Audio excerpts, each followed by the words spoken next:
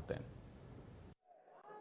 बाबा भीमराव अंबेडकर जी, बाबा भीमराव अंबेडकर जी। आज हम सब के लिए ये बहुत ही गौरव का क्षण है। भारत रत्न बाबा साहेब डॉक्टर भीमराव अंबेडकर जी की 135वीं जयंती के अवसर पर हमारे बीच में भारत सरकार में कानून मंत्री आदरणीय अर्जुन मेघवाल जी हम सबका मार्गदर्शन करने के लिए यहां आए हैं।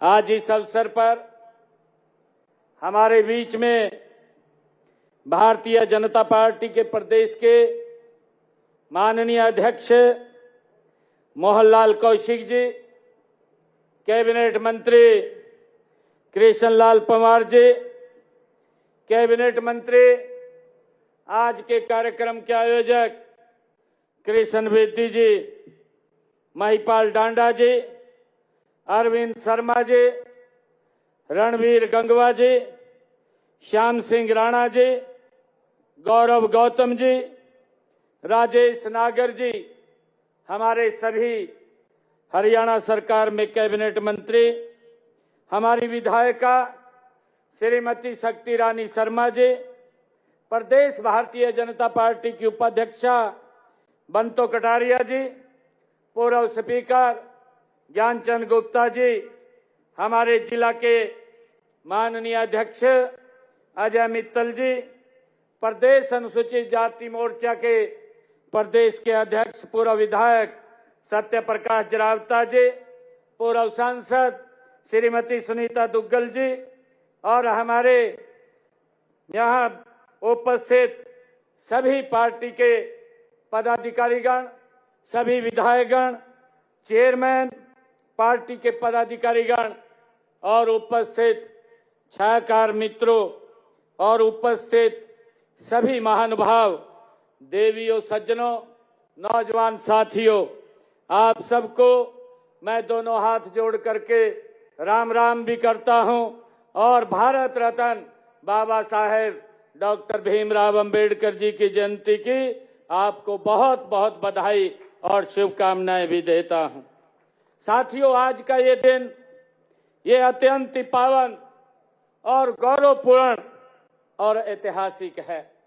साथियों, आज भारत रत्न, भारत के संविधान के शिल्पी तथा सामाजिक न्याय के महान योद्धा भारत रत्न डॉक्टर भीमराव अंबेडकर जी की 135वीं जयंती हम राज्य स्तर पर मना रहे हैं। मैं आप सभी को बाबा साहेब डॉक्टर भीमराव अंबेडकर जी के इस जयंती की हार्दिक बधाई भी देता हूं, शुभकामनाएं भी देता हूं और बाबा साहेब को भी मैं कोटि कोटि नमन करता हूं, उनको प्रणाम करता हूं। साथियों, हमारे देश में समय समय पर बाबा साहेब भीमराव अंबेडकर जी जैसे महापुरुषों ने भूली भटकी मानवता को जीवन का सच्चा रास्ता साथियों दिखाया है। साथियों, ऐसी महान विभूतियों की शिक्षाएं पूरे मानव समाज की धरोहर हैं। साथियों, इस विरासत को संभालने व सहेजने की ये हम सब की जिम्मेवारी है। मैं इस वर्ष बाबा साहेब की जयंती जो भारतीय जनता पार्टी ने हरियाणा प्रदेश में 13 अप्रैल से 20 अप्रैल तक सामाजिक न्याय सप्ताह के रूप में मनाने का निर्णय लिया है। साथियों, इसका उद्देश्य है बाबा साहेब के सामाजिक न्याय और समानता के संदेश को जन जन तक पहुंचाना है। इस सप्ताह की शुरुआत साथियों स्वच्छता अभियान से ये की गई है और बाबा साहेब के संदेश को जन जन तक पहुंचाने के लिए आज पंचकुला में मैराथन का आयोजन भी आज साथियों भव्य किया गया है। बाबा साहेब का सपना था कि एक ऐसा समाज जहां किसी व्यक्ति की पहचान उसकी जाति से नहीं बल्कि उसके कर्मों से और उसकी योग्यता से उसकी होनी चाहिए। साथियों, यह सामाजिक न्याय सप्ताह उनके विचारों को जन जन तक पहुंचाने, समाज के अंतिम व्यक्ति तक न्याय सुनिश्चित करने और समानता के उनके सपने को साकार करने में ये एक मील का पत्थर साबित होगा। साथियों, डॉक्टर साहब भीमराव अंबेडकर जी यह महान समाज सुधारक थे। उन्होंने जाति पाति एवं छुआछूत, असमानता, अन्याय और शोषण के विरुद्ध लगातार संघर्ष किया है।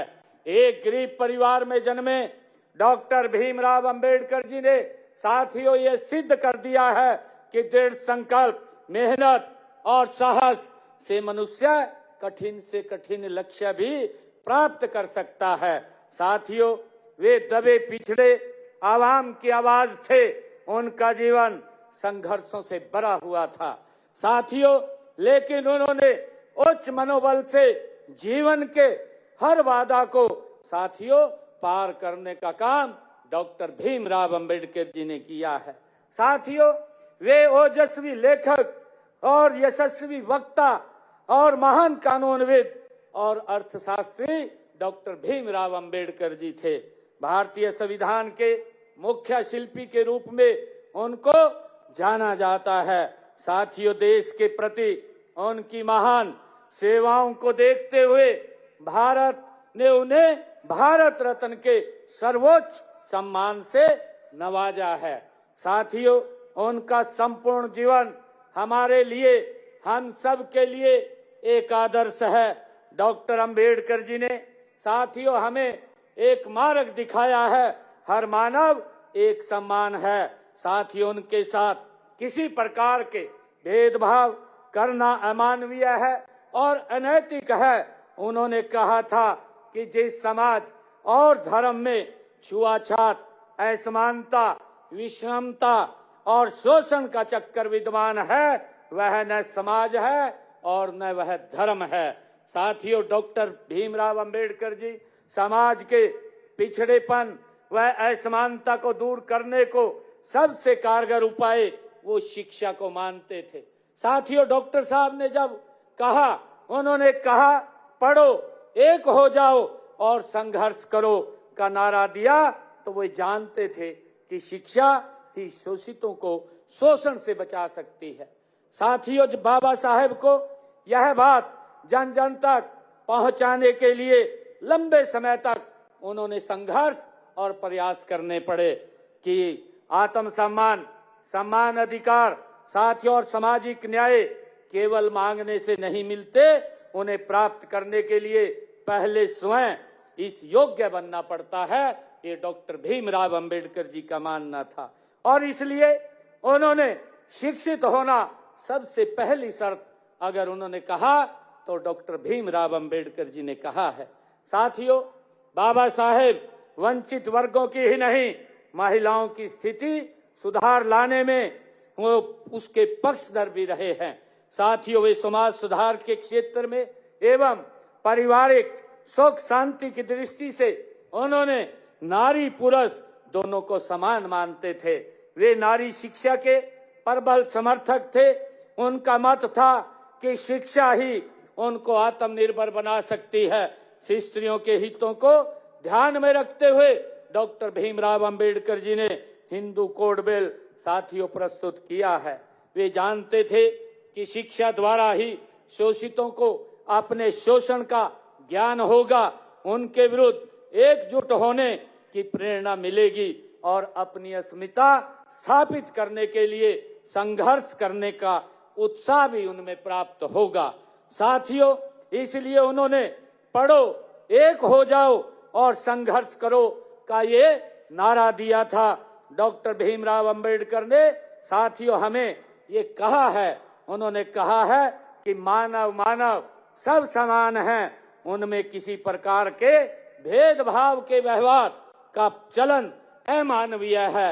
ये डॉक्टर भीमराव अंबेडकर जी ने कहा था और उन्होंने कहा था कि मानवीय है और अनैतिक है जिस समाज और धर्म में छुआछूत, असमानता, विषमता और शोषण चक्कर विद्यमान है वह न समाज है और न वह धर्म है।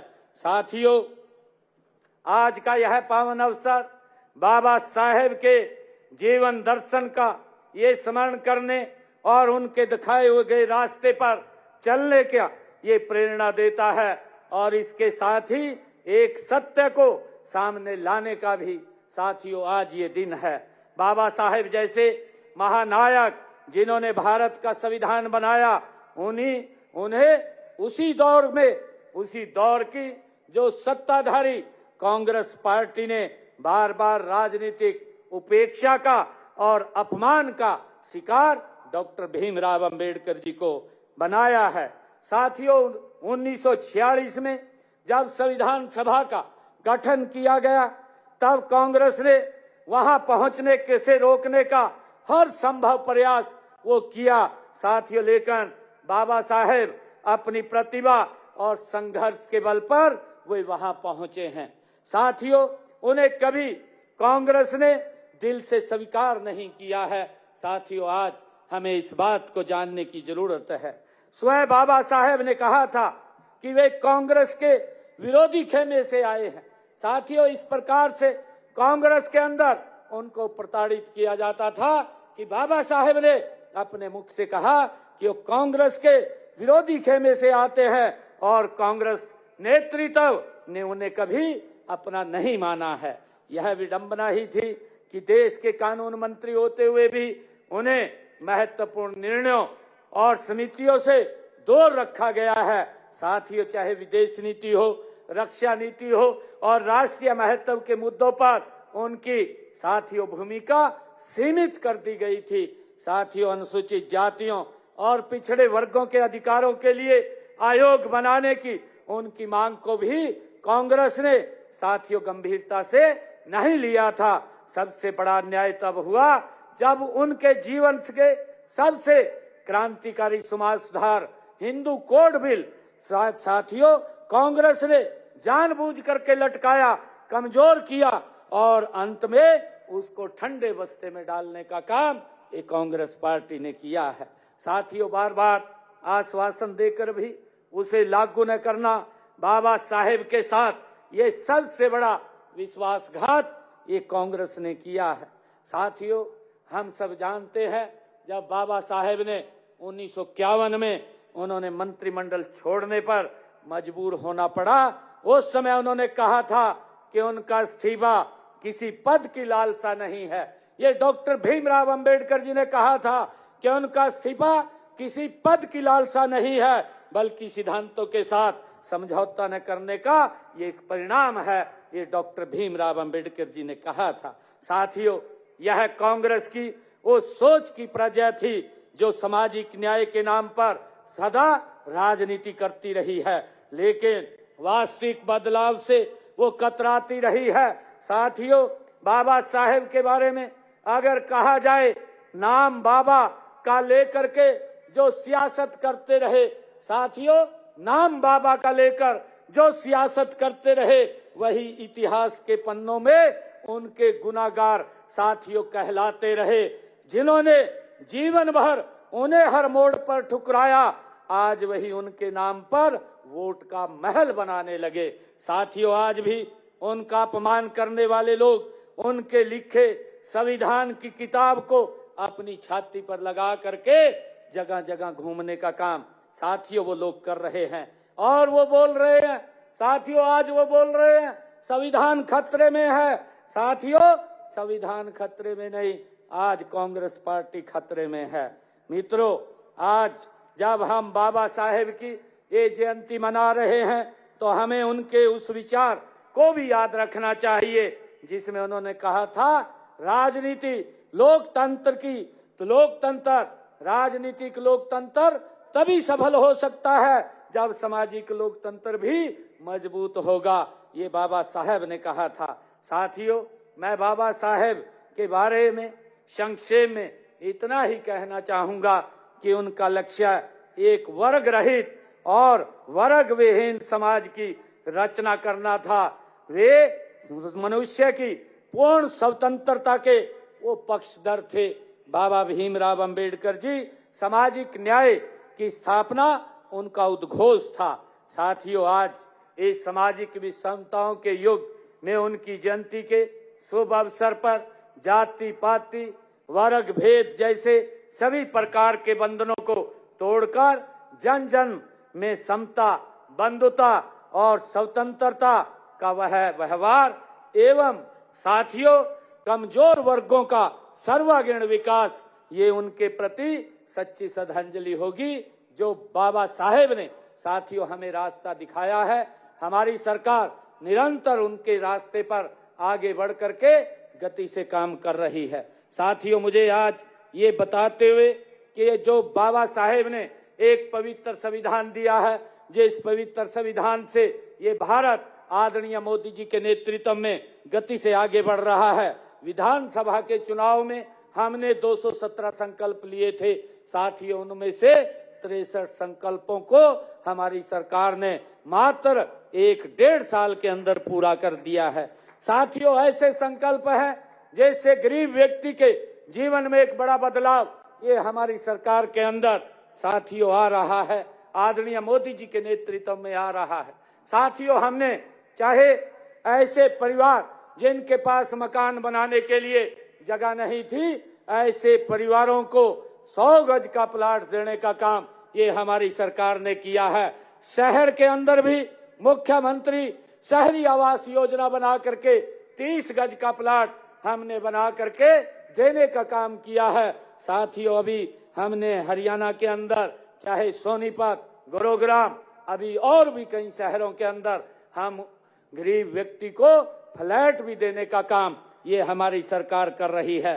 लगभग हमने 6000 के करीब में ये फ्लैट देने का काम किया है और आगे भी और जो हमारे पास सूची बन करके तैयार हुई है, आने वाले समय के अंदर लगभग 27,000 और नए मकान और फ्लैट की चाबी देने का काम ये हमारी सरकार कर रही है।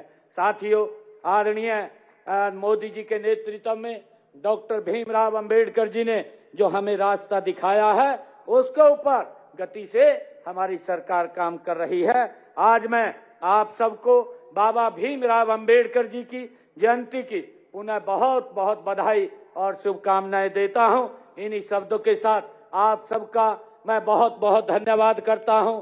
जय हिंद, जय हरियाणा, जय भारत।